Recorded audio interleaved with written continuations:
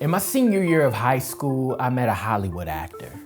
He was in The Bodyguard, Night at the Museum, worked with the Coen brothers, Eddie Murphy, Whitney Houston, and so many others. Before he died, he taught me a lot about fighting for your chance and taking your shot.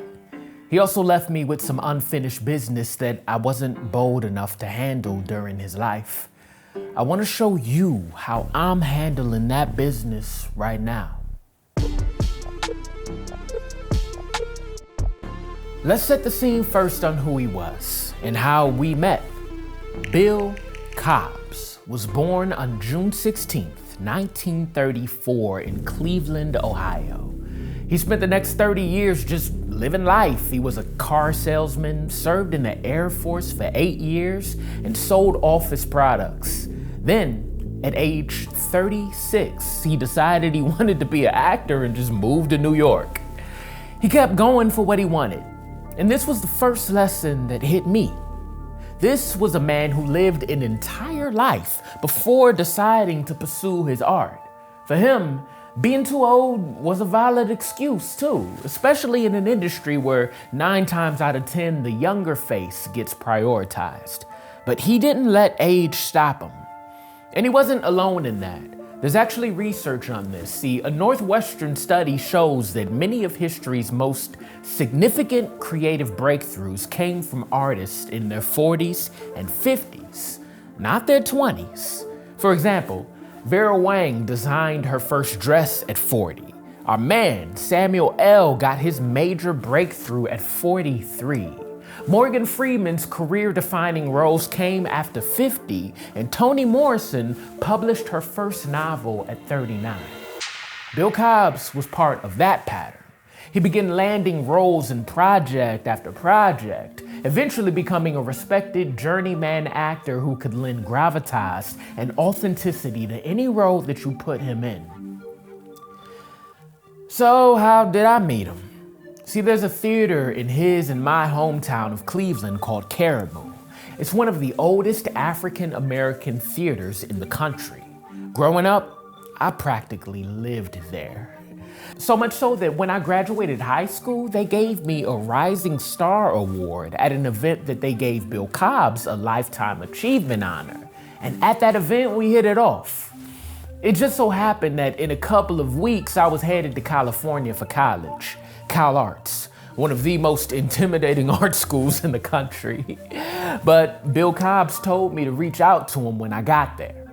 So there I was, only knowing one person in California who happens to be a Hollywood actor. It's safe to say it took me a long while to call him. And I did not call him because I was scared that he wouldn't answer. Honestly, some part of me knew that he would, and that was the problem. There was a piece of me, a significant piece that didn't feel worthy to have his number in the first place. See, a lot of people deal with different versions of that mind block, not being prepared to accept a challenge. There's a name that we can call it too. Let's talk about imposter syndrome. The term was coined by Dr. Pauline Clance back in 1978. What she found was that it was most prevalent among high achievers, people with the most evidence of their own capability. And that's ironic because it means that the more real your potential is, the harder it is sometimes for you to believe it. To me, that makes sense. Because there'd be a lot of people that are not great at what they do, but they're just confident and somehow they walk through the door like they belong there and they get everything, but that's a whole nother video. Dr. Clance also found that imposter syndrome hits especially hard among people from backgrounds where success felt less than possible. The core of the syndrome is feeling like a fraud despite evidence that you belong. And for kids who grow up in under-resourced areas, it shows up specifically around success. You get so familiar with struggle that you feel like something's wrong if the door is actually open. And I faced that hard with reaching out to Mr. Cobbs. Like literally, I would rehearse what I was going to say before I called. Like, okay, open with a question about what he's working on. Then have 2 things to say about what you got going on, but keep it short so it don't sound like you're bragging. Then have a graceful out if he seems busy. I mean, I even wrote about our phone calls in my most recent play. That's why it was so hard to call him, because, in my head, he was so important. I just always assumed that he was busy. And whenever we did talk, I felt like whatever I had to say was stupider than what he was used to. It's insane. I had a whole internal PR team managing a relationship with a person who never even asked for that. It reminds me of something Maya Angelou said. She said, I've written 11 books, but each time I think, they're gonna find out now. I've run a game on everybody and they're going to find me out. If Maya Angelou felt like a fraud and still persevered in spite of, you and I can work through any of our discomfort. See, a lot of us are waiting to feel ready before we walk through doors that are already opened. But the door don't care about your feelings. It's just open. And before my door closed, I eventually called. And you know what? Mr. Cobbs was cool as heck. We locked back in like it was nothing. I remember I didn't know what Juneteenth was before he took me to an event and let me perform alongside him. He didn't like to drive that much, so I would run errands with him. He put me on to all the jazz stations he would play on the radio, and between like +1 in at his events and LA traffic, he taught me another lesson. Make friends, not just industry contacts. He allowed me to see him frustrated, gave me access to the human behind all the roles I grew up watching. I might have even started with the wrong intentions, I can't lie. I was 18, fresh out the hood, trying to get on, and I was thinking that he might bring me to set one day and help me get discovered, but to be honest, we rarely even talked about the industry at all. And you know what? I was much better for it. What he gave me was so much more powerful. And that was a blueprint of somebody from my neighborhood who made it to the highest points of his industry and never forgot to reach back. I've grown up with a lot of tremendous sense of inferiority, and I got a lot of that sense from movies. He met a kid at a theater event and didn't just see a performer, he saw a human being.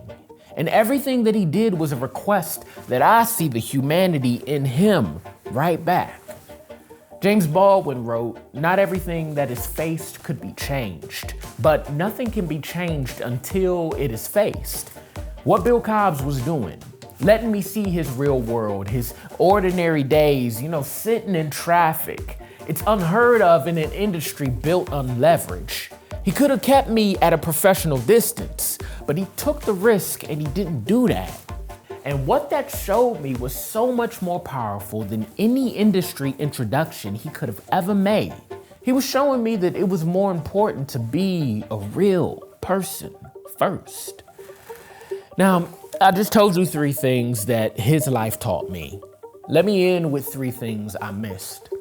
Things I only understood after I didn't get the chance to apply them in his sight anymore. So, I got this massive problem. Anytime a mentor comes into my life, I feel like I always have to pay back the time that they invested in me. Like if a tutor helped me in class, my good grades are the way that I repay them. With Mr. Cobbs, I thought that my success in the industry would be the way that I would pay him back one day.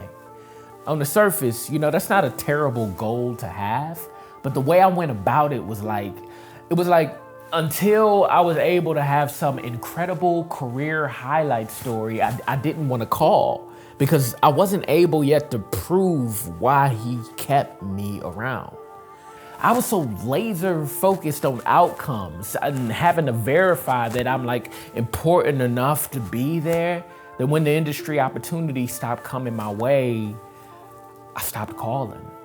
I wanted to have some great news to share with him, but what it became in my mind was no news, like me getting married or having a son or living real life. None of that became good enough. We lost years because of that. Speaking of years, the second thing I missed was getting caught in the time trap. When I hit 26 and then hit 27 with little industry motion up under my belt, I felt like I was aging out of my dream and that it was time to wrap it up. But Bill Cobbs started at 36. I knew that. I heard him say that. And when it came to me, I still chose to believe the lie. There's a psychological term for this, belief perseverance. The documented tendency to hold on to a belief even after evidence against it has been shown to you. You can know the lesson, be in the room where it is proven, and still believe the entire opposite. That's how powerful a well-seated lie is. It will beat the truth out of you if you let it. I started believing that my opportunity had passed, that there was less and less for me to offer artistically. So I wrapped up my personal art and went totally corporate for years. The last lesson he taught me is hard to think about. Mr. Cobbs died in June 2024 at age 90. I was fortunate enough to get a Zoom call with him a week before his passing. And during that call, I couldn't stop thinking about all of the life moments I could have shared if I didn't let my own fear keep me from calling. I thought about all the laughs we could have had and added to our collection, all the things I needed to hold on to that would learn from our friendship. And there was something I needed to say.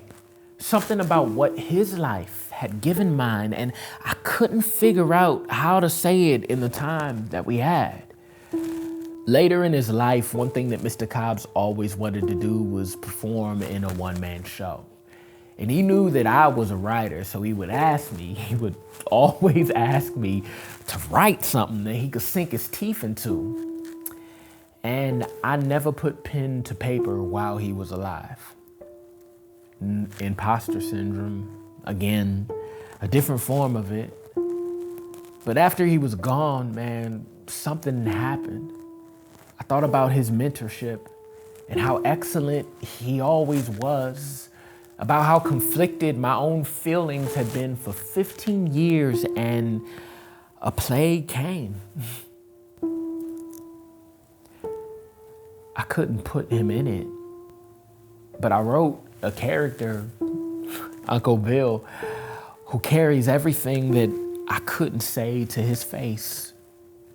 I wanted to take the lessons that he and so many other mentors had given me and prove in a different way that I didn't forget it. And after thinking I was done with performance, at age 36, the same age Mr. Cobbs was when he started acting, I did the world premiere of that play in our hometown of Cleveland. It's so crazy. This man taught me not to be afraid of open doors. And I spent 15 years standing outside of his. He always wanted a one-man show. He asked me to write it, and I didn't know that doing so would lock in every lesson from him that I was struggling to accept since we met. That's why I love my uncle so much. He took a life that started without any discernible direction and managed to squeeze out every ounce of excellence he could from it. You know, once he built his own role for himself, he'd answer the phone like a brother who found that dream in America. Hey, young man. 83, sharp as a tack, just one of them old school black men who carved out so much wealth out of life, it's hard to believe he started it with zero. Dress shoes on every day for no reason, yeah. He was that era, that generation that marched with Martin that we're losing.